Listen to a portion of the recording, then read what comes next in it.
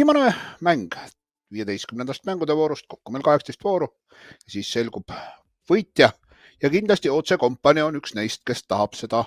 3 Marek Korpe, number 5 Kristjan Koppel ja number 9 Reno Mihkelson.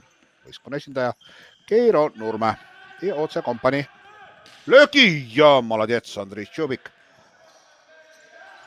Nii ja sööd siia vasaku saarde. Nüüd on võimalus minna, näitab ka väravat, et mine. Oi jaa, Pete, oi milline tõrje! Martin Prostang parematest.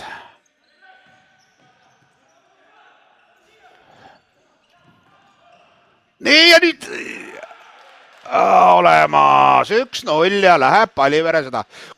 Ja kaugelt ei lähe. Kohe löögile jolatõrje. Ja Prostang on praegu hoidnud vastased nulli peal ja nüüd veel. Vot niimoodi. Ja veel nüüd ei tule nüüd ka. Mõlemad meeskonnad tahavad punkte. Palivere saaks sinna 6. kohale lähemale, kui see võit tuleks, ei saa pead niimoodi vahele, et see pall läheks varast. Minut ja Kristjan Toom, Sten Radla, Perdatšen. Nii, nüüd on 3-1 rünnak. Ja Martin Prostang kõlaga. Vot niimoodi. Ja hoitakse seal otse kompanii pingil pead kinni. Nüüd võetakse pall vahelt. Nüüd on isada. Menšes summa, Bolše. Ja nüüd on, ei ole nüüd ka ja ka mitte nüüd, oi, otse kompanii. Keegi võttis, otse kompanii võttis videosupporti. No lähme vaatame, maha võttis, vaatame nüüd. Nii. Noh. Nii. Mitte midagi, vaat täpselt, näed. Otse otsib. Aga ei ole kerge see elu siin. Oi, mis värav! Vot kui muidu ei saa, siis nii, et Dmitro Bojalski, Adin.